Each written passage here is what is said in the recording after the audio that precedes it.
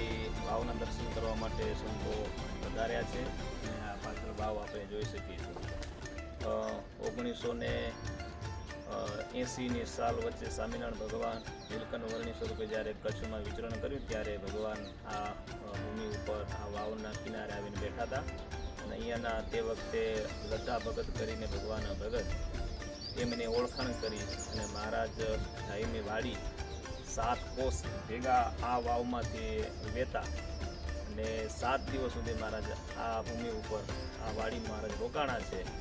અને મહારાજ પોતે સવારે ઉઠી અને જ્યારે દાંતણ કર્યું હતું તો મહારાજે નગદનું ઝાડ એનું દાંતણ મહારાજે પોતે કરી અને ચીર વાવેલી છે. અત્યારે એના પણ દર્શન થઈ રહ્યા છે અને પવિત્ર જગ્યા છે.